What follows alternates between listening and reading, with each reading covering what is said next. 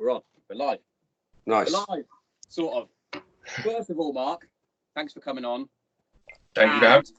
And happy birthday. Thank you very much. Yeah. Happy birthday, mate. Thank you. Like I said on my post, what a better way to celebrate your birthday. Exactly. Than on a podcast. Exactly. I couldn't think of a better way to spend my birthday than with you two. Exactly. That's too. Well, Sean's even had a shave. I haven't. You've trimmed that from the last time. I've trimmed my horrible Wurzel gummage. Yeah. Down. Definitely had to.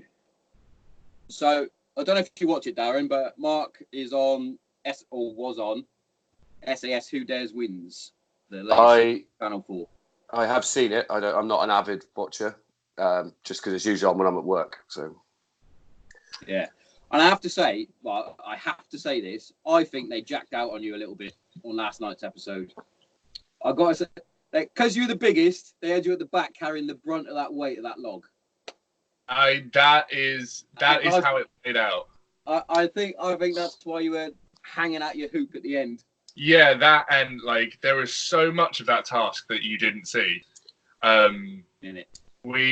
So when we got up to the top of the mountain, they made us do the who's the weakest thing again.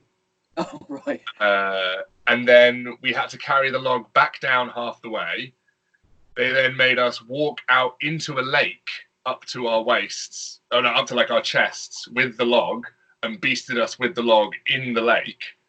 And that would have made good telly, that. Yeah, and then made us run all the way back down. And then when we got back down, at that point, I got there and I was just I was about to pass out, and they were like, take off your waterproofs, and I went to try and unzip my jacket, and I just couldn't move my arm, and I finally struggled out of it. And then Ollie was just laying into all of us about teamwork and how we'd run down too quickly and not stayed as a team. And he was like, right, you forgot your fucking log, back up. He started up, and it was the going back up that killed me. And I was just so it looks like we got to the top, and on the way back down I passed out, but actually we'd gone up, we'd come down, and we were going back up again. And yeah, on some of the times when you're watching it, you're like, God, how are they hanging out now? They haven't done much, but then you think about it, and you're like, oh, there's obviously a lot that they haven't shown. They have to condense it down into an hour episode, don't they? Yeah, we got beasted at 3:00 in the morning. That morning, we had to do hour-long watches throughout the night. Oh, you got to do your stags on stag. Exactly. So we were on stag throughout the night. I think we lights went out at 12. I was up at 2 to do my watch.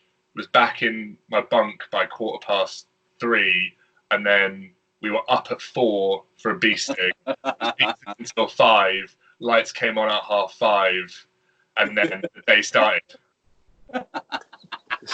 And it's just you don't get to see any of that on the show.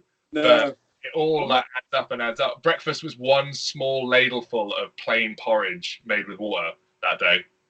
Nice. And I'm a 6'5", 16-stone bloke, and it shows that from that task, me and number 18 Jerome, who were at the back of both of our teams, were the ones who went W. See, I think me and Darren have been all right because we were only 5'6", so. Well, I'm 5'7". Lying. I gotta get that. I don't know. To be fair, he does have the world's longest neck, so. I do have a very long neck. Do you have quite a long neck? It's like a diplodocus. He's an MMA fighter's dream there. Very chokeable neck. Yeah. So, did it give you a bit of an insight into what the guys go through when they're doing selection then? I mean, obviously they can't go through everything that the guys and girls now, I think, as well, go through on selection. See, me and Sean, being from Hereford, have been around SAS boys since we moved here. But our old man didn't do selection; he wasn't in 2-2 as far as we know. But the stories that they'd come round after going to the pub with the old man and stuff, and some they'd never go massively into detail, but it was more about the training that they went through. and they'd give us these stories as a kid, and you'd be like, how and why would you want to do that? Like, I've asked. You must have had the same stories. Sorry. You must have had similar stories from your dad, right? My dad kept everything so secret. Like it was only a couple of years ago when he retired that we started to get a full kind of understanding of some of the stuff that he'd been through.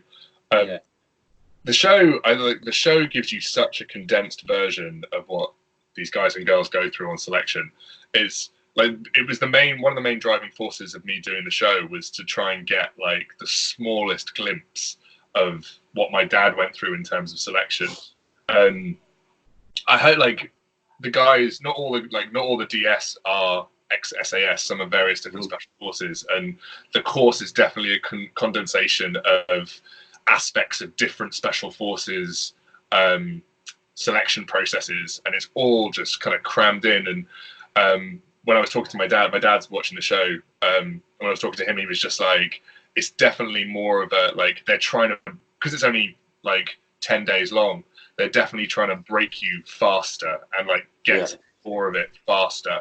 So you're put under so much pressure. But then it was like when I always thought, like, when we got to escape and evasion, well, I didn't, but when they got to escape and evasion, like that's 4 weeks of SAS selection when you're on evasion, and like it's like a day and a half on like maybe 2 days on the show.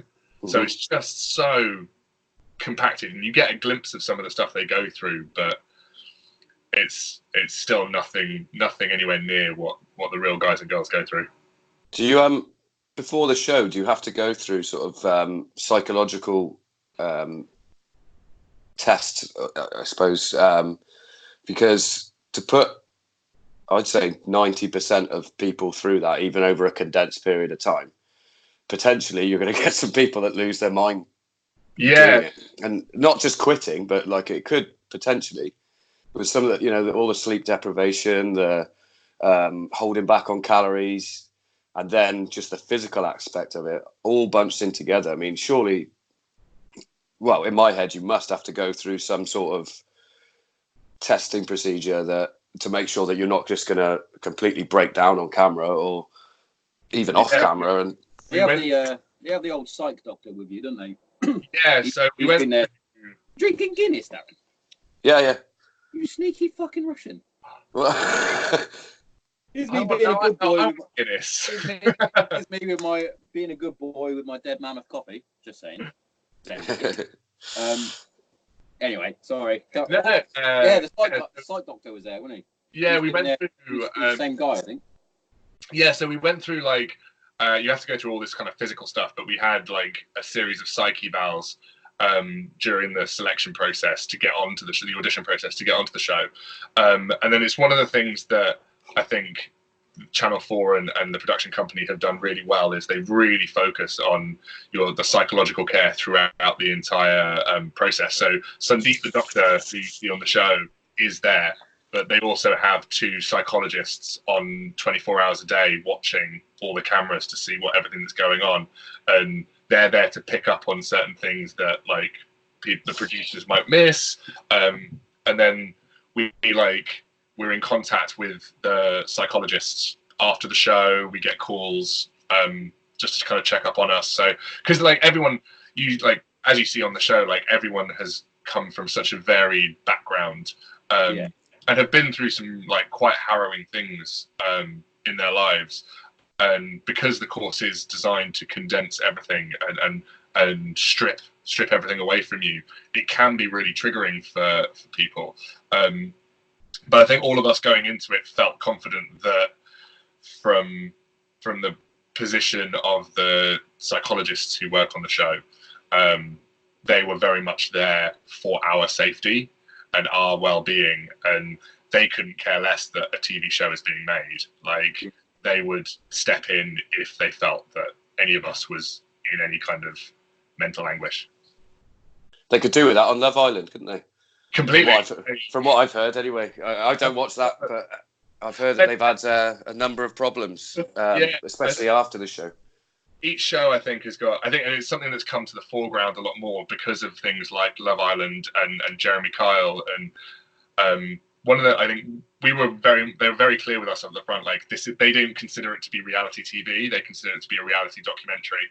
Like when we're handed over into the hands of the DS, like that's the production crew stepping back, and they're like, we are now just here to document what you go through, whereas something like Love Island is a lot more kind of produced.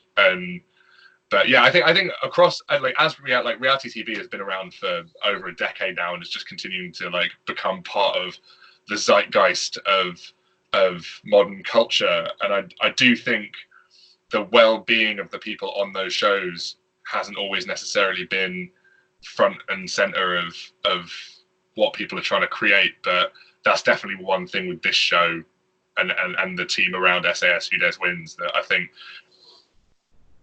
as we start to talk about mental health more and more, and especially the mental health of veterans and people who've been through military service, they've really put that as a forefront of the framing of SAS Who Dares Wins. Yeah, that's I think one of the fucking brilliant show. I've loved this since the first series, and the missus obviously likes it, but not for the same reasons that I do. Put it that way. she's got a couple of crushes. Put it that way. It's certainly easy to have crushes on that show. So how did it come about then? What, like, the whole, you want to have a go on? Yeah, no, because there's obviously 2 shows on at the minute, right? Or one just finished, I think. So you've got the drag queen show that's on is it BBC or RuPaul's Drag Race. You've got that one, and then you've got SAS Who Dares Wins. And you decided to go, I'm going to go. I always said SAS Who Dares Wins is my drag race. Like, right. I've watched SAS Who Dares Wins from the first series, and I've like always been a fan of similar shows that have come out of the States, around the special forces over there. And last year I had a like brief like interlude with the production team where they were like searching for people like to cast, and I do through a CrossFit group that I'm in, like had a brief chat with one of the producers, and because I'd started a new job, I couldn't like audition. And when last season came out, and I was watching season 4, and I was just a bit like, I'd had a conversation with them, like that could have been me. Like, would I have gone through the process? Like, would I have been in Chile up that in those mountains had I been able to continue with that process? And watching it, I was just like, it just made me want to do it even more. And then, of course, with the background of my dad being in the SAS, and like I was just a bit like, actually,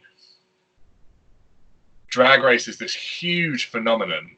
And I know I've got a few friends who've been on the show and have been through the whole process, and in very different ways, it's just as grueling as being on SAS. But I was like, looking at that, I love a physical challenge. I love seeing how far I can push myself. And I was just like, you know what? Like, it was the task where they had to swim under the ice. In series 4, and I was like, you know what, fuck it, I want to see if I can do that. And I was just like, you know what, I'm going to apply and see how far I get. So here's another question for you on that one. Were you a bit gutted when obviously previous series have been to, like, they went to the jungle, they went to the desert, they've been to the mountains in Chile where it's freezing cold, and they went, so where are we going? Scotland. I'm what? Yeah. Scotland? Honestly, like, we'd been like, I had to tell 1 or 2 people that I work with, and we'd kind of been joking about it, like, oh well, last year was in the mountains, and like they've been to the jungle, and it was cold last year, so it's probably going to be somewhere like hot. And we'd been told, when I was told that I was on the show, which was about 2 weeks before we left for filming, and we got like an advice of like maybe how we should like alter our training a little bit in the 2 weeks before we go. Swimming was like top of the list, so And I was just like, oh, like maybe I was like, maybe it's a desert island. Like maybe we're gonna be like somewhere tropical. And like Foxy had posted a picture on Instagram, which was clearly from his like summer holiday 2 years ago, of him on some tropical island, being like, Series 5 is coming, like da da da. And we like it happened in such a whirlwind where like we got the email that was like, you're leaving tomorrow, car's picking you up, taking you to the airport. And like we got to the airport and you immediately hand over your phone. And I'm like looking at the destination board being like, it's none of these, but like what? Like I was at Luton Airport. I'm like, this isn't that international. Like we're not traveling to Australia from Luton. And I was like, it's either Inverness or Tel Aviv. And it was Inverness, and it was like, the experience is so crazy from the moment you get there that like where you are almost. Oh, frozen. Let it go. I'm actually really, really happy that it was Scotland, because Really? it is the backyard of the SAS. It is where they train. And You know what I said? We don't get technical we haven't had any yet. Just had some. You froze for about 30 seconds. where was I up to? You got to. You were just about to go to Scotland. Inverness. Yeah. Yeah. So like, and that then was it it. froze, and then you were like, and I love Scotland. It's like, what?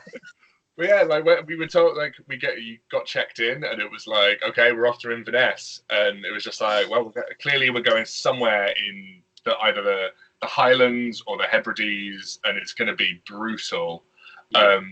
And then you get that thing of like, actually, this is the backyard of the Special Forces in the UK. This is where they train, and it's as though they've done like a fucking 360, because they did the first one in the Beacons, didn't they? Which is obviously phase 1 of selection. So they've now sort of gone back to the similar sort of route. Yeah, and I honestly, having been there and been through it, I don't think there are many more brutal conditions that are completely varied. Like if you're in the mountains in Chile, you know it's going to be cold, and the most you're going to have to deal with is snow. But we went from it being clear skies and sunny to horizontal rain and gale force winds, and you had no idea like what you were going to go through. And that just added an addition. Your body temperature is fluctuating up and down constantly. It just added that extra level of difficulty to the whole thing. Yeah, it looked horrible. It was. I know what it's like being cold, wet, and hungry. Not to that extent, but yeah, it's horrible. I was gonna say, I didn't catch who you had the fight with in the milling. Number 16, Ollie. The Welsh guy. It was. He put up a very good fight, but I won. And he was. It was funny because Ant's giving it all the like controlled aggression, and it's about like working out how to flick that switch on and off. Yeah. And I was like, right, I'm gonna picture every person who's ever like hurled homophobic abuse at me or has thrown abuse at me when I'm in drag and all of this, and then they paired me with the only other gay guy on the course. Instantly was just like, well, that's that out the window. But yeah, no, I like, and it's not like boxing. He was constantly like, you couldn't like step back and reset. Like Ant is just screaming at you. Horrible. But yeah, I thought milling was a specific para thing that they did. It's an infantry thing. My regiment didn't do milling. Our beasting was our bayonet training. That was our controlled aggression phase. That was the last day we did until we passed out into the infantry. But milling is just, we did similar milling, but that was more in the block. Where it was like, right, let's just have a fight, shall we? Yeah, cool. But it is literally, you can't box. It's all controlled. It's just street fight, basically. Just as it states, windmilling, isn't it? Yeah. Just throwing them. I thought the old moly mole. God, that was harsh. That. So they paired the Darrens for you, as you probably haven't noticed, right? So they have an undercover SAS or former SAS bloke embedded with them to pass on all the gen to the DS about them, to what to do to make them fucking suffer more, split them apart, all that sort of stuff. And during the milling, they paired this fucking SAS bloke with a chick. I suppose so. She put up a good fight, mind. She put up a good fight. Yeah, She did just leather her in one clip, though. I was like, shit. I suppose with females now being able to join the infantry regiments and even do SAS selection, I think it was Alicia said about it, how they should have to do every single thing. Like you can't change. Yeah. So I suppose if it's going to come to a fist fight, yeah, exactly. I don't know. Like I don't know who it would be harder for, because I mean physically, it's going to be harder for the female in some cases, not all cases, but in some cases it's going to be harder. But psychologically, like for a guy to have to go toe to toe with a woman, and like you have to give it your all, don't you? Because you can't be seen as being biased or weaker than your opponent, regardless of their sex. So I suppose you just got to give them the old right there, Fred, and just hopefully nobody judges you for it. And that's what we like. We knew the milling task was probably coming at some point, and we talked about it in the dorm, and we all knew, like, at that point it's just you have to do it. Like there's no option. Either you VW or you do it. And whether you were like, the guys understood that you had to give it your all, and the girls understood that they had to give it their all. And that's one thing about every single one of the females who were on the selection, is that they wanted to do exactly the same as everyone else. And like when you're in the dorm and you're in the course, gender disappears. Like you're all in it together and you're all pushing as hard and you're all there to support each other. So like what you have between your legs doesn't matter. Yeah, I suppose. I mean, it does sort of. There's a couple of things I want to bring up, because there's another lose-lose situation that I remember from when I used to corner Chris, and a lad that I got to know, not really well, but quite well, a lad called Mario Said, who's a mixed martial artist. He took a fight with a guy who I also know called Ed Napper. Now, Ed's got a few disabilities, one being one of his legs, he's only got to the bottom of his knee, and he only has sort of just past his elbow on his other arm. And Ed, apparently, up to this fight, I was saying, how do you, like, what do you do here? This is Ed is clearly a disabled person, but he's obviously in a position where he can fight on this stage. It was like a sort of entry level, just above sort of being in a leisure centre. It was in a nightclub with a cage, promoters there, the guys were getting paid. And I spoke to a few guys it was the upstairs of the nightclub. And I was like, has this guy got a chance here? And they were like his grappling, apparently, because of his disability, made it even more difficult, but he knew how to work his own body. And obviously Mario takes the fight, and it's like, well, you're in a lose-lose situation here, because if you fuck the guy up, it's like you just beat up a disabled guy. But if you lose, you've lost to a disabled guy. And they were like, no, within the community, like, Ed's quite well respected. He can handle himself, whatnot. And Mario is a great fighter. Like he's fought on Bama cards, Cage Warriors, and Ed knocked him the fuck out. And for anybody listening, have a look on YouTube. It's Ed Napper versus Mario Said, and just the awkwardness of obviously Ed's disabilities, but he's lived with those disabilities his whole life. It's not something that he just like Robbo last week, where Rob had to adjust his life. Ed's grown up with his disabilities, so he's adapted his entire life. He's done his grappling, he's done his striking. Is it just a stunt? Yeah, and he had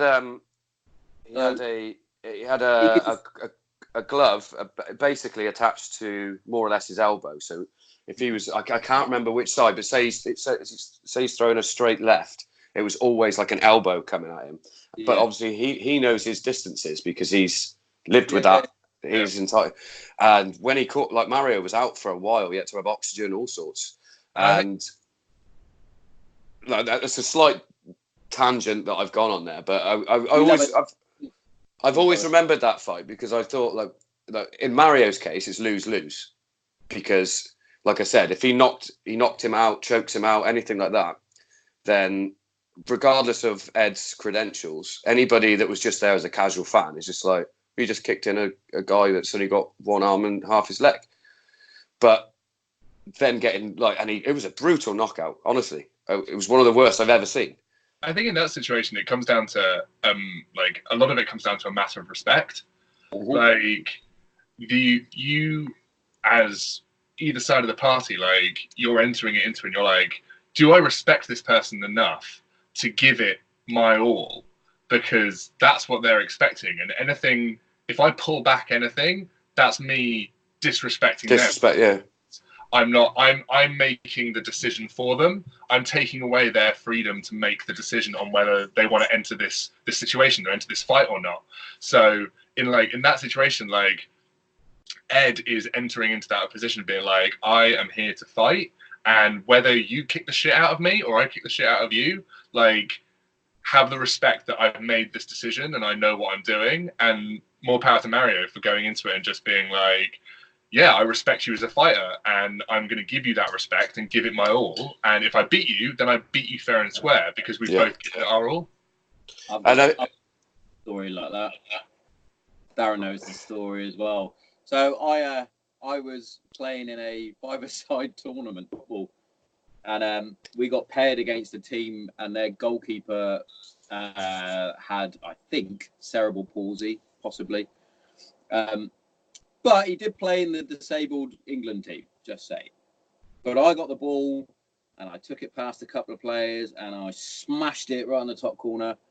And it was one of the best goals I've ever scored in my life. So I celebrated, obviously, running around like I was Alan Shearer with my fucking hand in the air.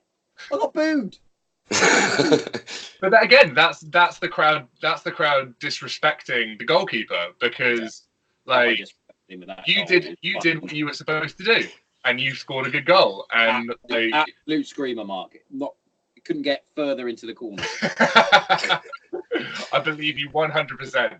I've been in CrossFit competitions. With people with various handicaps and disabilities, and you modify the movement to make it an equal playing field. But they give it their all. I've seen athletes with one leg, like, doing thrusters, doing cleans, everything, like doing anything else that a fully able-bodied athlete could do. And it's just like, yeah, like I'm not gonna, like, you're competing against us, we're competing against you. There's no difference in that standpoint because we're, at the end of the day, we're all athletes and we're all thrown down together, and that's true across any sport. Well, yeah, it was interesting when we spoke to Robbo last week. I didn't fully understand the. I can't remember what you call it. Basically, like in golf when you have a handicap. And so in their rugby team, is it 4 players? And within their 4 players, they have to come up to a certain score, and you can't go above that score. So Robbo, being relatively less disabled in his upper body, has quite a high score. He's got very, like a slight issue with his shoulder, but the majority of his injuries are to his lower body. So he, in terms of playing rugby as an attacker, he's got a relatively high score, whereas you've got guys with like spinal injuries that tend to play, I think he said they tend to play more defensively, they would have a low score. So that's how that they sort of create the even playing field across the board. So they'd tend to have like a heavier defensive wheelchair, whereas Robbo's is a lot more nimble because he can whiz about in his Nike Air wheelchair. And no,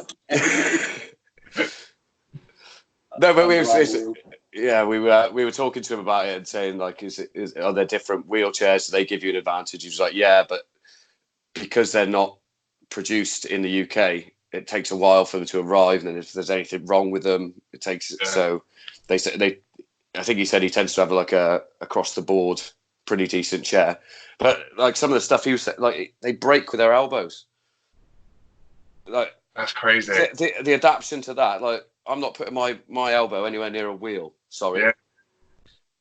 No, I'm just not doing it. But but yeah, it was. I think to a certain degree, with most sports, you can sort of adapt and put things on a level playing field. The one that have you ever heard of Fallon Fox? No. So Fallon Fox is a transgendered mixed martial artist. Mm-hmm. And the only issue I have is that she spent the best part of a year, I think, fighting female athletes in female mixed martial arts, but didn't declare that she spent 30 years as a man. And she's gone through all the surgery, the hormones and whatnot, but I think the only thing with that is, in terms of that playing field, because you're punching people and kicking them in the face, for goodness sake, and I think that you get certain advantages as somebody that's born a man and spend the majority of your life as a man, having the testosterone and whatnot. I think it's just common courtesy over anything, just to say, you know, I wasn't born a female. I haven't always had female hormones. You still okay for me to try and rattle your skull a little bit? That's the only one that I'd say that I think, as long as it's all out on the table and everyone's okay with it, fine. But I think that to a certain degree, and people use like the Serena Williams and stuff as a counter argument to that, but they were born female, and they didn't have the potential advantages of the male frame. I think it's like transgender individuals competing in competitive level sports, I think is a really interesting and quite a new topic in the public eye.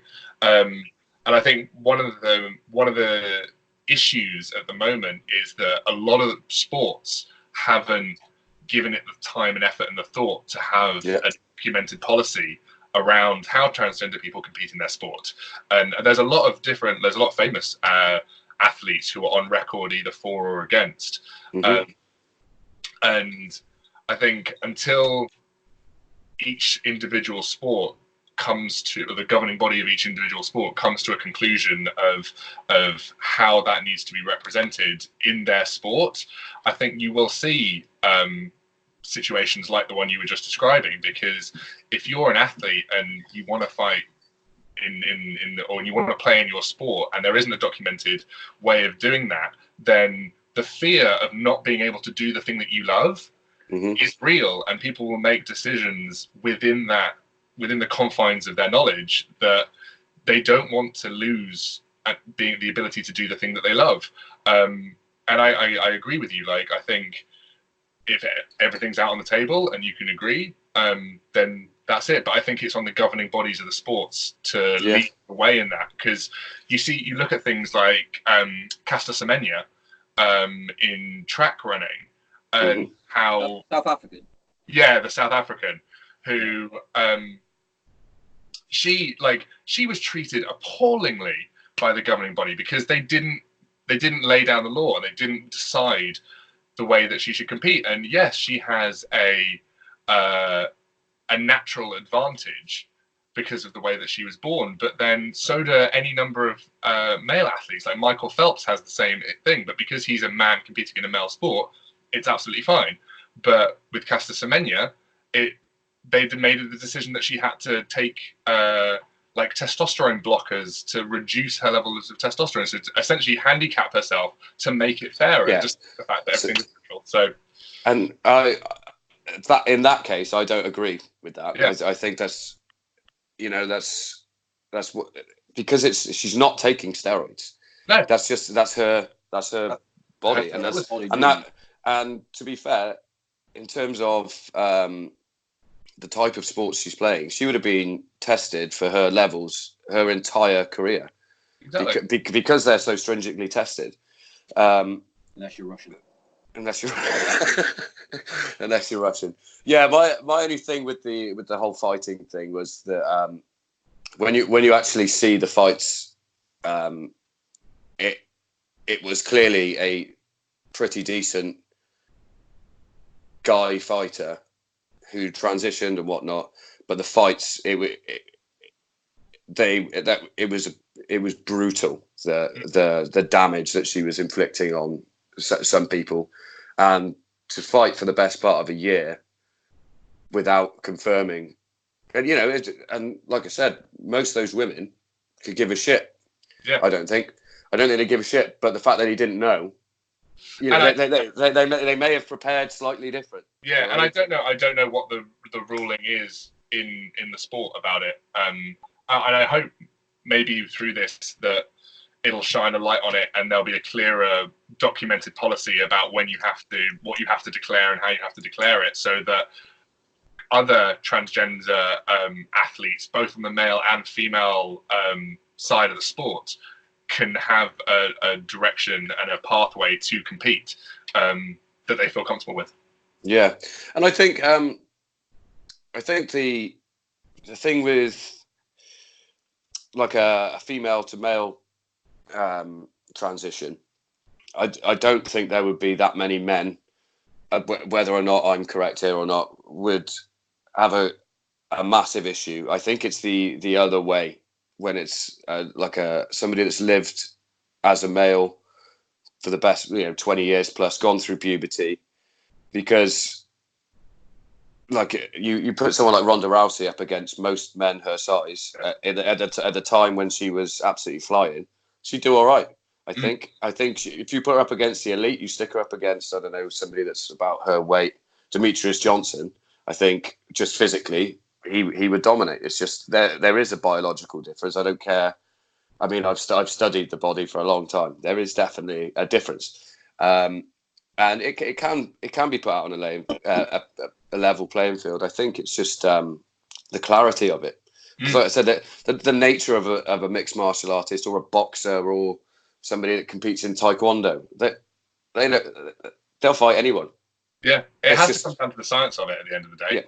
And there hasn't been enough research into the science of it done, and it's amazing that these edge cases do exist, because they are edge cases, but the response that it gets from the community in every single sport vast outweighs the likelihood of these edge cases happening and becoming the norm. Yeah. And I think because of that, there hasn't been science put into it, and because of that, I think we as a community need to stand up in every single sport and just be like, listen, we're all about fairness and creating a level playing field, and we've now identified a new area where we need to do some more research. So it's on you, governing body, to do that research and level that playing field again. I mean, what about this one, Sean? I think you'll appreciate this. What if you get someone like Fallon Fox, who is a transgender female? Yeah. Stick her up against Chris Cyborg. Chris Cyborg can take all the testosterone she wants. Back in the day, when Chris Cyborg was an absolute, well, everyone was scared of her that was female. I'm scared of her. Yeah. What do you think about that? I mean, that's one way you could.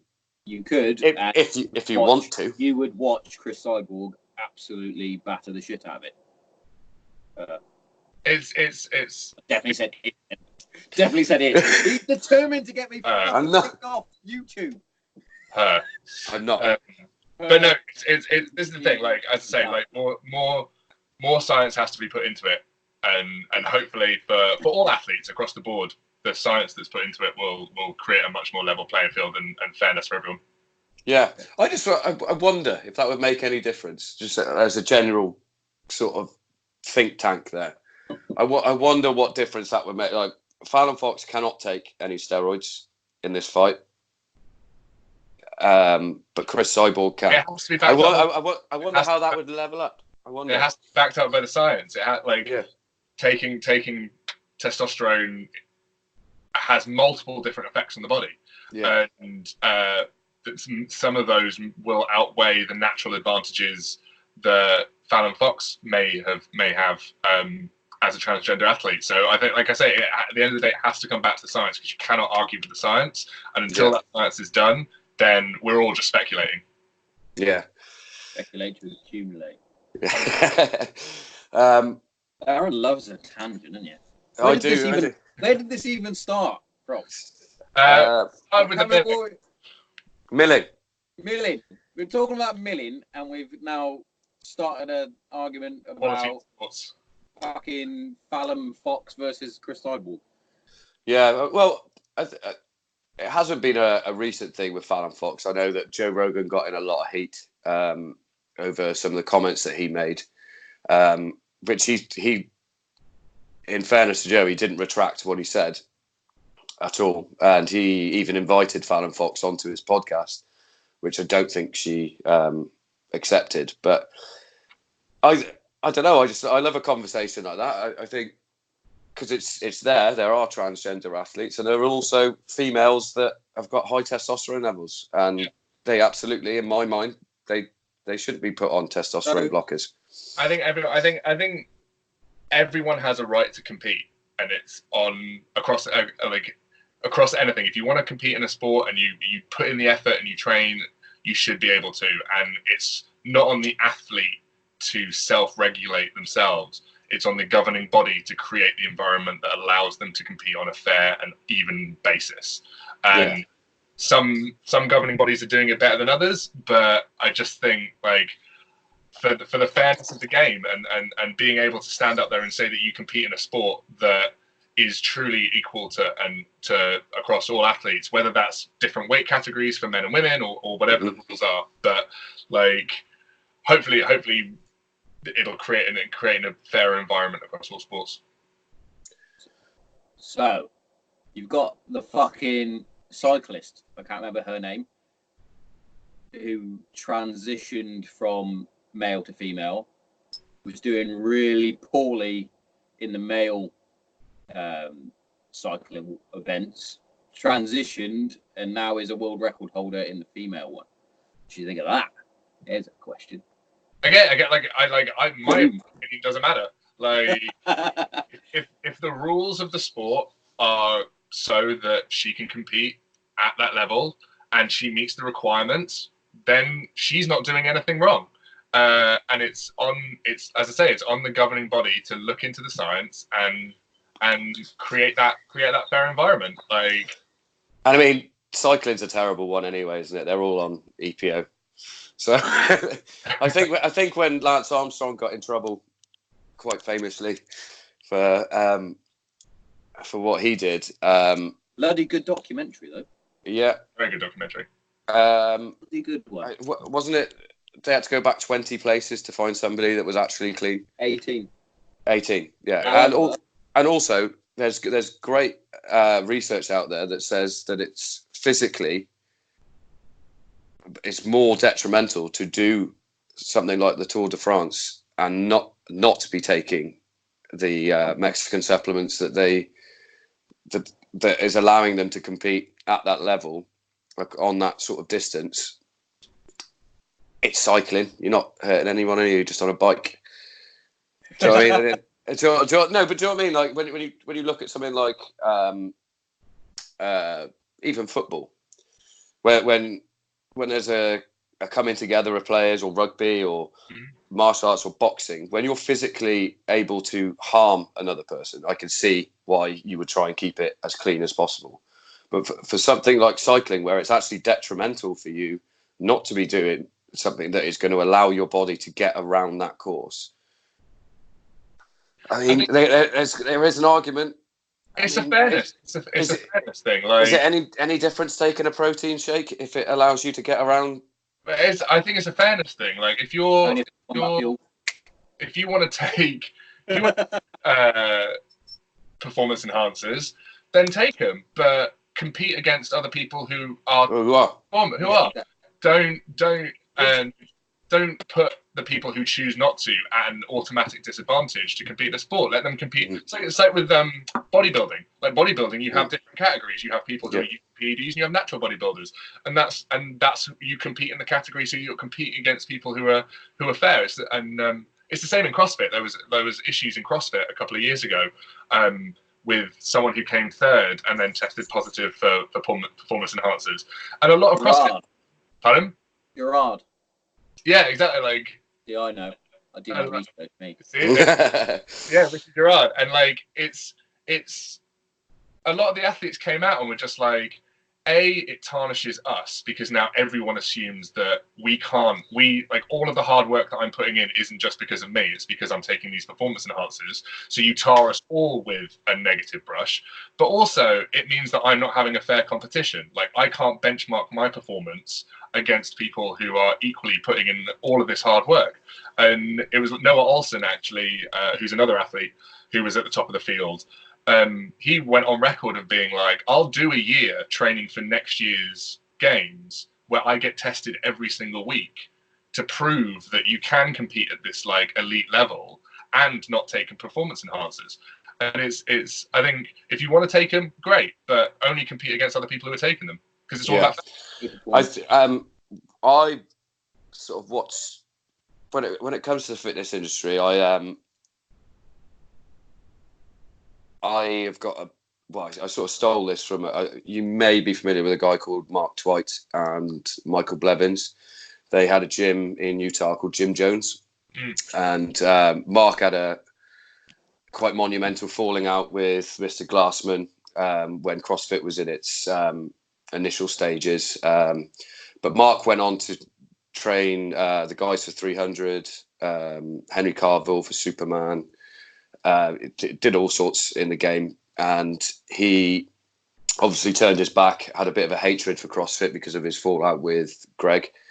But he sort of got turfed out of his own gym in Jim Jones, and it went a completely wrong direction.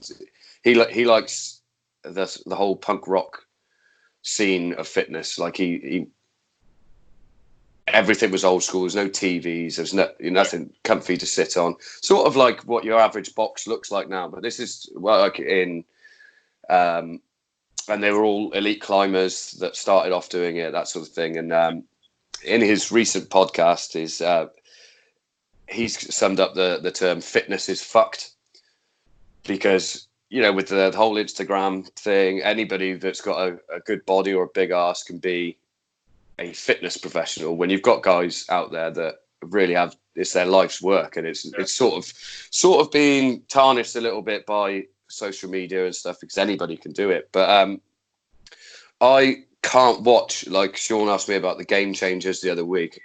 I've watched little bits of it. I've watched some of the CrossFit ones that are on Netflix. I've watched bits, but I get so far into it and I'm like, a lot of this just plays into that whole social media thing.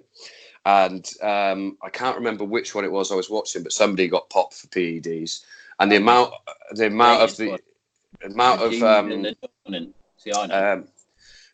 of CrossFitters that were sort of tarnishing the person who had done it, and fair enough. But I was looking at a lot of those people thinking, you can't tell me you haven't had any help somewhere along the line, because anybody that's worked in the fitness industry can tell the difference between a natural athlete, B, somebody that clearly watches what they eat, etc., and C, somebody that's had a little bit of extra help along the way. Because there is just a physical difference you can see in a person, regardless of the amount. Because this is another thing, is people think that by taking a PED that you automatically don't do the same amount of hard work. And if you are one of those people, then you're a stupid person, because you still have to put in the exact same amount of work. It just gives you a bit of a boost, whether it's your recovery, whether it's your performance on the day, whether it gives you, your blood able to travel around your body better.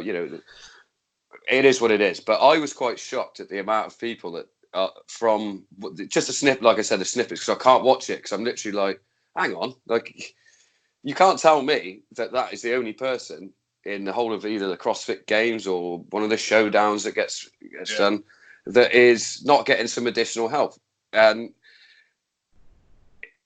I don't know, to me, it would have been far better for the community on the whole to sort of get together and come up with a solution to this than make sort of a martyr out of the person that I don't think is the only person. Like, I've watched some CrossFit Games and gone, that person's very suspect. That body is very suspect, and that performance is very suspect. I'm not saying that I'm right. I'm just saying, with a bit of a skeptical look about it, a bit like, hang on a minute. No, and I think Matt Fraser was on record of being like, are there other people doing it? Of course there are. Like, it's about whether you get caught or not. He's like, but I just know that I'm not. Like, I can only do what my performance is. And he's just like, and I hope that people have enough respect for me that when they come up against me, they're doing it for the best of their ability. Because that's what, like, if I get beaten, I want to be beaten by someone who has beaten me fair and square. Yeah. And that like, as I say, if you want to take enhancers in whatever way, great, but compete against other people who are. Yeah. I would agree with that. Let's have a roidy Olympics. Exactly. Like, can you imagine? I would love to see someone break exactly. record. Juice them all up and juice them up and let him go. Just run 100 meters as fast as you can. But this is the squirrely thing about it. I mean, a lot of the time. You just say squirrely. Yeah, because it gets real squirrely, doesn't it? Because a lot of people will say that it is that in terms of athletics, a lot of the time it is who is ahead of the curve and the testing. There's a lot of people that will say that, the top 10 sprinters over the last 20 years, they've all been juiced up. Same as people like John Jones, with what they're saying about his pulsing with his blood test, because he clearly has taken something. Yeah. Many years ago, even his body still pulses these things that will make him fail a drug test because he's taken it in the past, and it's just perhaps the top guys, their doctors, etc., are just that bit further away from the testing that they get away with it. And I think if you take away the stigma, get them all on it. Go on, that can be. We'll call it the roidy games. There'll be a lot of heart attacks. Exactly. A lot of bolding, but it's just at the end of the day, it comes down. It's like we were saying earlier. It comes down to respect for yourself and respect for other people. And if you can only control your own destiny in your own universe, and if you feel comfortable going into a situation, knowing what you know, or if you've done something, then that's on you. And if you get found out, you get found out. But at the end of the day, you're the one who has to go home and live with yourself. And if you're comfortable with that, if winning means that much to you, then fine. But hopefully we as athletes, all of it, like anyone who competes in any sort of sport, like, you have to hold yourself accountable, and you have to walk away from that situation being like, I abided by the rules and I played fairly and I gave it. Tell you what, going back to the show now, just quickly, what I've highly enjoyed and found absolutely hilarious is when, I can't remember her name now, number 11, when she was sat with Ant, and she was going, I compete at a high level at CrossFit, and he went, oh, you fucking boring, God. Picked out, I was like, hey, listen, the number one rule of CrossFit is to tell people that you do CrossFit. So but That's chilled out quite a bit now, isn't it? Yeah, it's an ongoing joke, but like I It think used to be a fucking nightmare. yeah, Honest, like it's I don't see a lot anymore. Whether it's like Facebook and Instagram have set up a different algorithm for me now that I don't run my gym and I'm not posting my gym stuff anymore. But I don't see the culty side of it as much.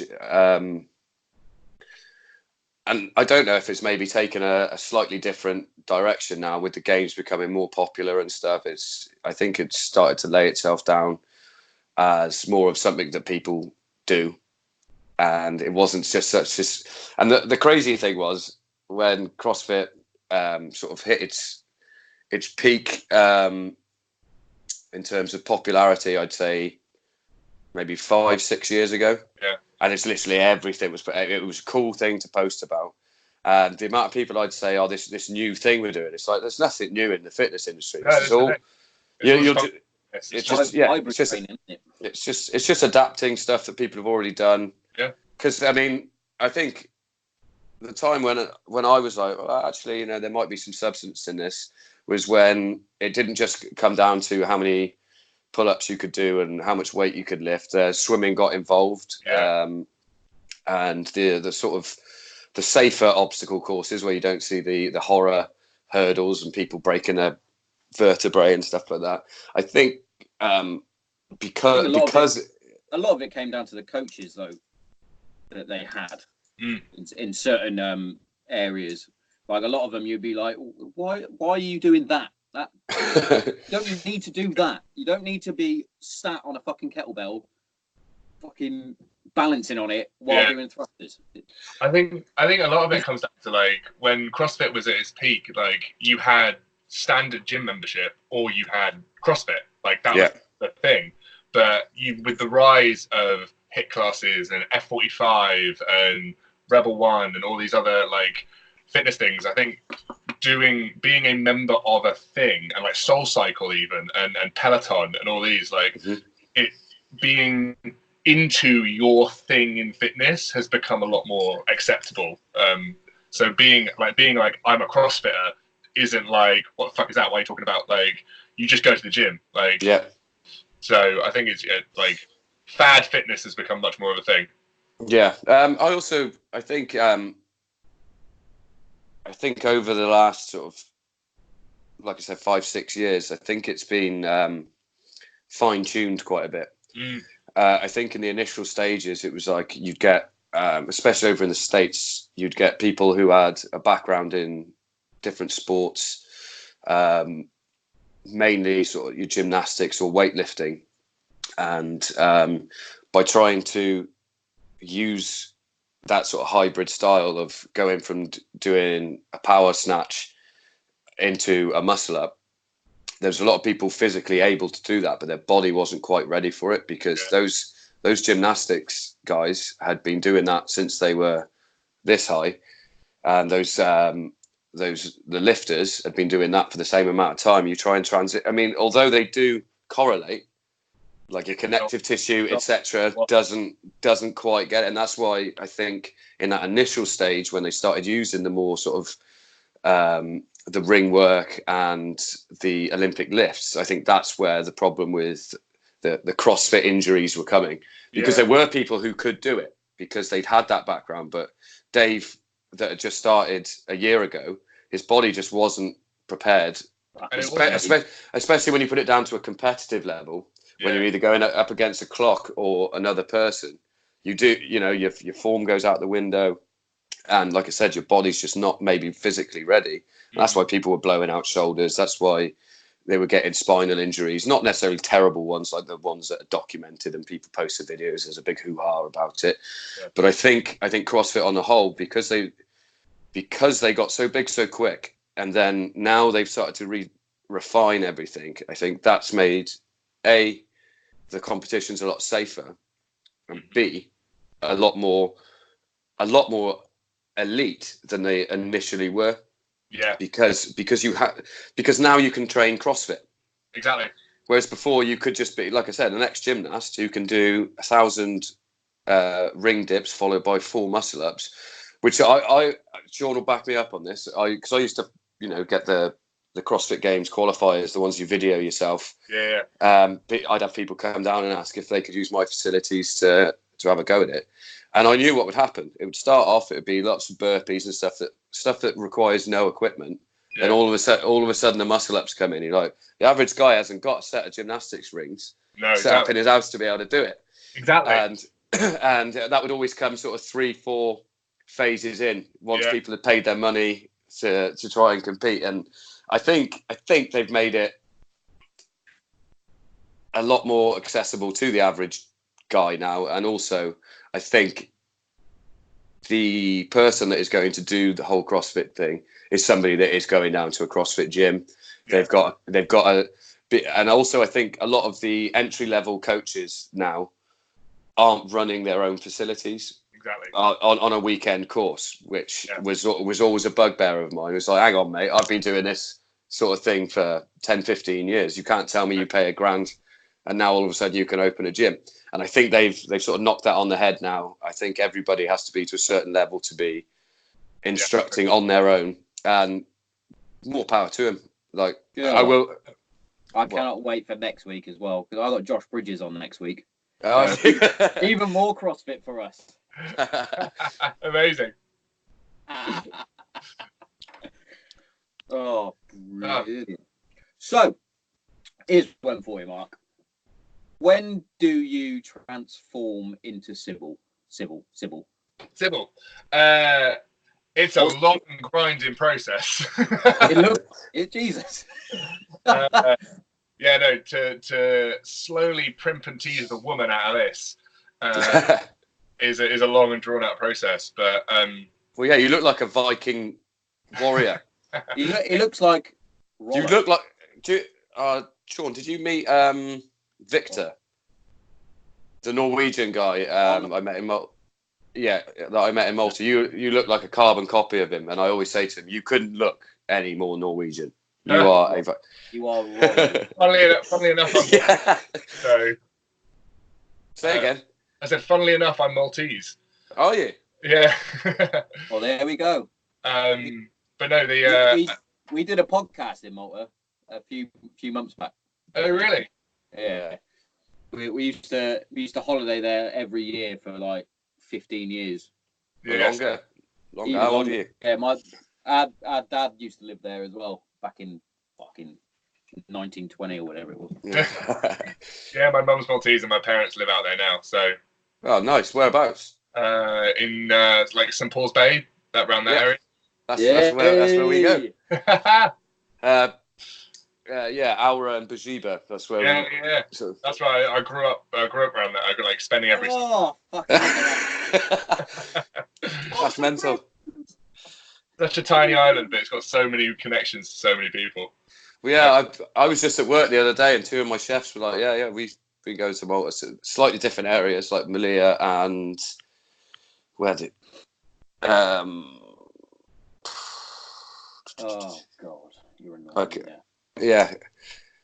I can't remember, but Malia was one of them. They said they'd been going there since they were like kids, which is. It's crazy. It's crazy. But yeah, no, it takes a while to transform into her. I've always been creative. Like, I love dressing up. Halloween was always my favorite time of the year, and drag just means I get to make Halloween whenever I want it to be.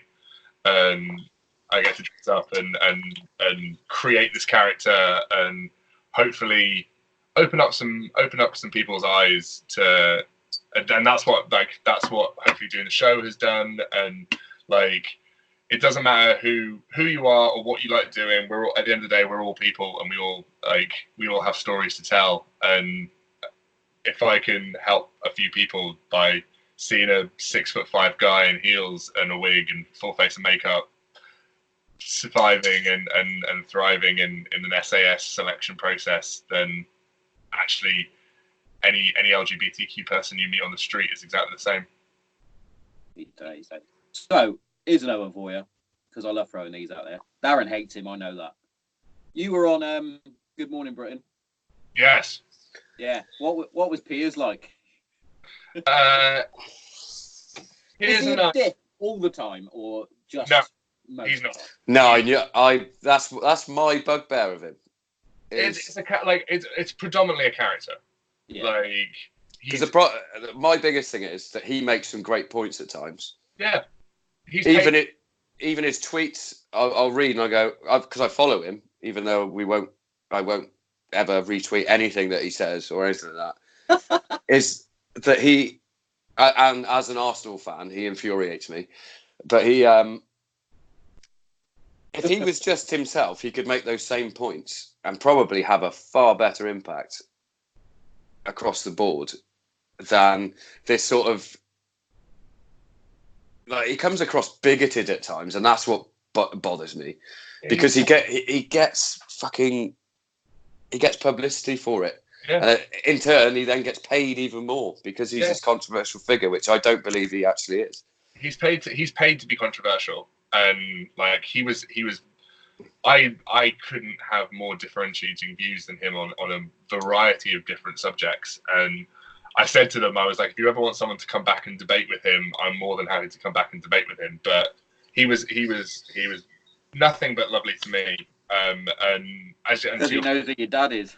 Well, but to your point, like he's paid to be controversial, and he comes across as bigoted sometimes. And I think he's an intelligent man, and he knows exactly what he's doing, and he knows what the audience that he's feeding into is trying to achieve and want out of it, and that's what he does. And for better or worse, it's up to that he has a platform, and if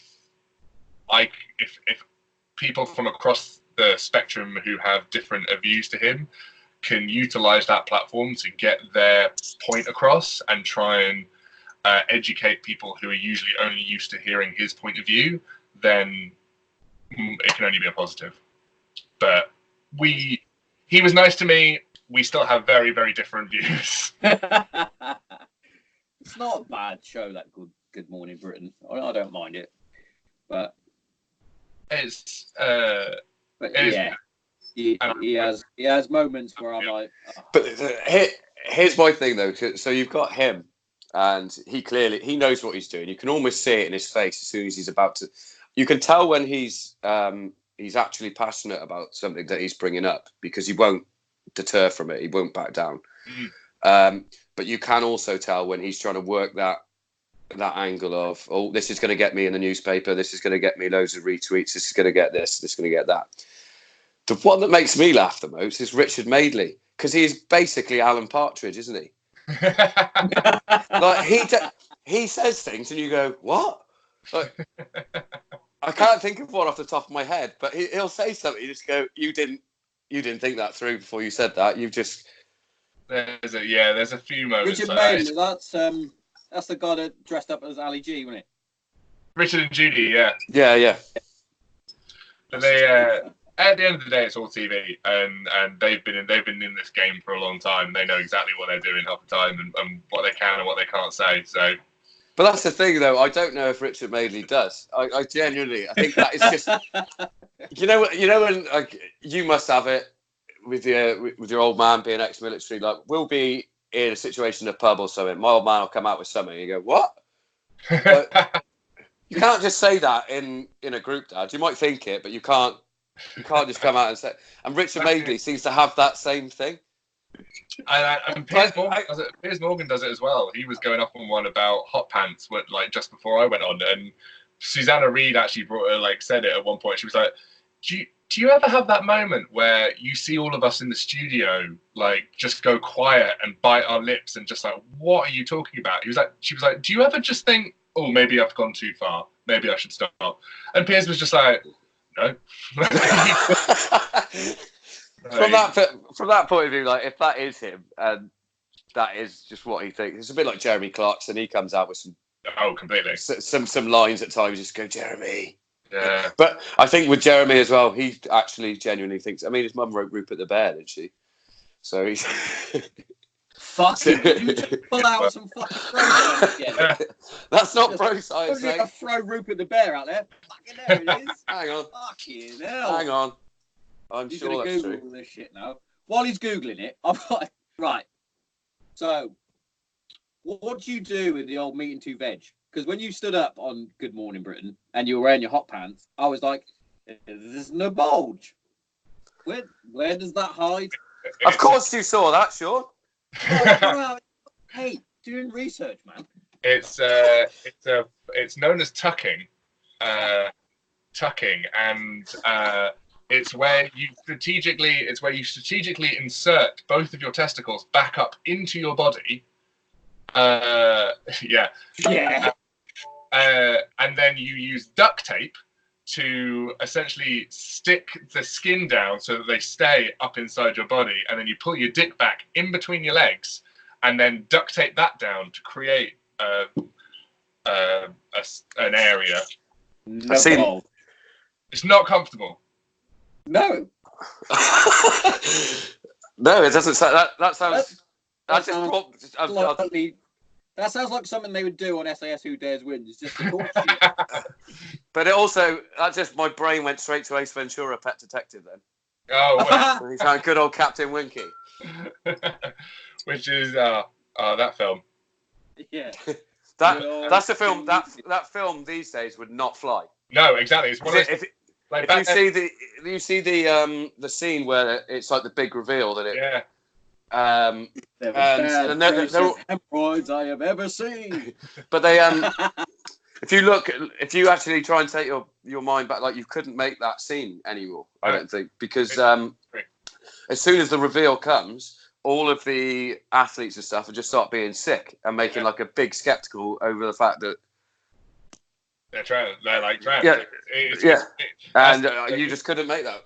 It's one of those things where we have, for all of the faults that we have in this world, like, we collectively have moved forward. Rupert the Bear, there we go. It wasn't Rupert, it was Paddington Bear. Oh, it was Paddington.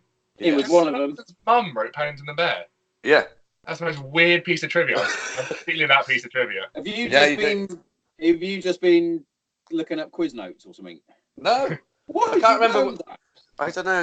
I know silly, useless information. Shirley Clarkson, 73-year-old tour de force, who continues to live to the full, as well as creating Paddington Bear. She's the mother of TV presenter Jeremy Clarkson. Brilliant. There you go. Wow, fuck me. I'm going to have to love you and leave you, gents, shortly, unfortunately. That's no problem, because I've got to do the school run in a minute as well. I've lost all track of time. I know. That's what happens when you have a good person to chat to. Sometimes you're like, oh, when's this one going to end? Oh. I know. I could quite happily sit here and chat away with you for the rest of the day.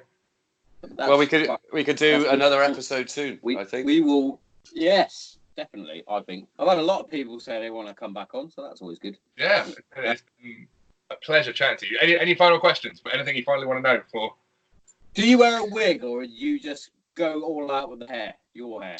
It depends how lazy I'm feeling. like with anyone, honestly, depends how lazy I'm feeling. And I didn't wear a wig in much to the bereft and amusement of many of my drag queen friends. I didn't wear a wig on when I filmed the interviews for the show, but that was mainly because I had to get in drag in the management suite of a shopping centre. But usually I will wear a wig just because, like, the bigger the hair, the more it balances out. Like, one of the things you do when you drag, it's all about, like, readjusting your features to try and make it A, more feminine, but B, like, I have a giant man face. I'm a big man, and I need to balance out what's going on with it. Having giant hair makes my giant head look that little bit smaller. All about they are some luscious locks, though. Oh, thank you. Thank you. It's starting to thin on top, so I'm making the most of it.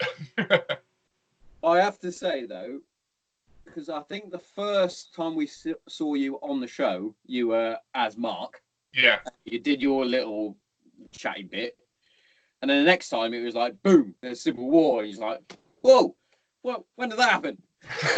And that's what I love about my drag, and that's what I love about drag. It's Civil War is that meeting point between the masculine and the feminine, and it's forcing people to, like, confront the fact that I am this massive guy, and I, like, often, like, mix, like, having a visible, partly male body with a very feminine face and all of this, and it's just messing with your mind of being like, as you move further down my body, it's just like woman, man, woman, man, woman. But in all fairness, I think you've done yourself fucking brilliantly on the show. I thought you were one of the better contestants on there. I thought it's a shame that you didn't go all the way though. But they jacked out on you. I'm not having it. I'm gonna. Hey, these are the situations. I'm gonna message Ant and go, "Oi, why are you jacking out?" Well, no, it was. I should have been more aware of my situation as well, and done what I needed to do to survive. But hey, I have no regrets. I have absolutely no regrets, and I would do it again tomorrow if they let me. Yeah, I think you've done brilliantly. I have to say. Thank you. Well, I hope you enjoy the rest of your birthday. Thank you very much. I am going to go and look at some Excel spreadsheets because that's my muggle job.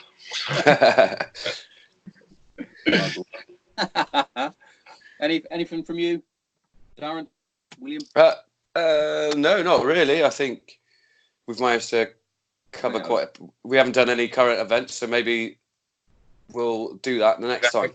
Next time we'll have some more current events then. Sounds like a plan. Brilliant. Right, nice one. Mark. Thank you very much, guys. Cheers, buddy. Really appreciate it. Have a good one. Bye. And you.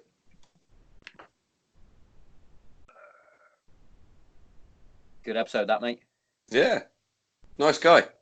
Yeah, very nice guy. I'd have a beer. Yes, anyway. We'll have to. Yeah.